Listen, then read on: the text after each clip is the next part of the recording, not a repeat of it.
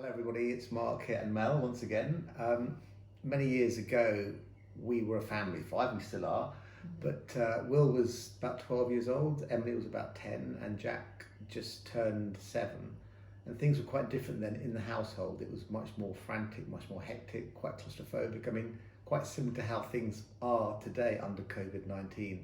And then one day Mel's mother, Lorna, had this great idea which changed the way in which she operated as a family forever. This became known as the family board meeting that took place every Sunday evening.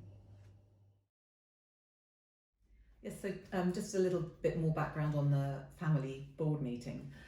My lovely intuitive mum at the time felt that we were such a busy family with five of us in total, and she felt that the children felt they needed to be able to air their grievances or just get things off their chest rather than bottle things up. And she just suggested it as a way of perhaps it would be nice for you all to sit around the table together.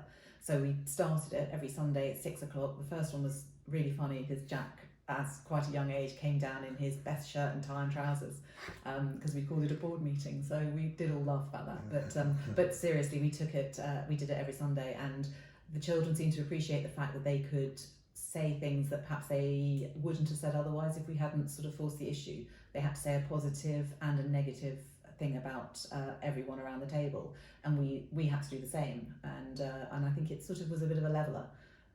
We did talk about schedules and duties and rotas a bit as well, but it more focused on behaviours really, and gave each of us a turn to sort of help get something off our chest, but also say something positive as well about. Yeah, and I think it was a bit, I mean, at first it was a little bit tentative, people weren't quite sure what to say, so I think Melly and I, we had to take the lead and say things about ourselves, and so that we kind of almost set the ball rolling. Yes. But after a bit, people got a little bit less embarrassed and people started to own up to things. I think the key thing was that the following week, when we came back together again on the Sunday, the first thing we did was simply review what had been agreed, and so that we could almost go back and check, yes, well, but Jack, you said last time that you were going to clean your bedroom. Yeah. And you said it. Well, you're not any different.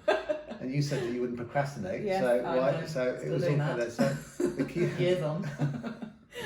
The key thing was that basically we had to follow up on things to make sure that we were putting things into place. Yeah. So that is our family board meeting. So thank you very much to Lorna for that. Thank you. And there's a bit of theory that underpins it. A guy called Eric Byrne developed this model called Transactional Analysis, which helped people interact more effectively with one another. So you kind of got the parent, adult, child, and typically in these sorts of situations, it's the parent that talks to the child listens and does things. But what about if you changed it slightly and you had more of an adult-to-adult relationship, particularly in current times? What you might end up with is greater involvement, greater buy-in, and even a greater commitment to acts. People will take more ownership for what's been agreed around the table. Yeah. And you could even go one step further and in fact create real responsibility around the table, get people doing real things that can benefit the family during COVID-19. Yeah, good idea. So, I mean, for example, could we have a director of social entertainment? Organises Emily could there for quizzes and sort of like movie nights, but things that are really quite important when we're all in isolation. Could be one thing. Jack could be the tech director, so helping us with all things IT and social media and skills like that. Yeah, and I think again, to be honest, I mean, people like Jack know a lot more than us. So Jack becomes our teacher in a sense. He becomes the parent to us being the child. It's a role reversal there. So that's another thing. And then you could have sort of director of fitness and well-being. So someone that just manages sort of like daily exercise and things there. So that's good. But they're the kind of things that they're not meant to be flippant things. They're things that we must be doing in isolation. So why don't we kind of devolve responsibility around the table to kind of share the load? I think children would enjoy being involved in making the decisions like that of what affects the family under these sort of challenging times. So, but don't forget, Mum and Dad are still CEO and chairman, and the final decision. That hasn't changed, by the way, either. Is with them. But it's a fairer way of sort of dividing up the labour.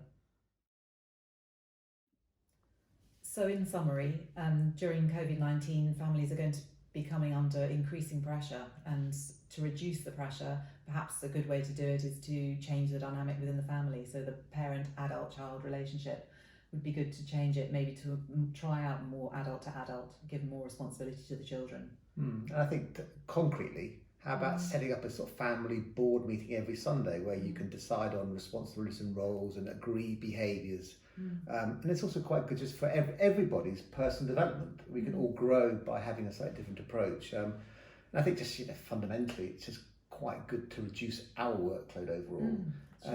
Share it out a bit there. And I think just to be crystal clear, Jack, is that we've always got the ability to hire and fire.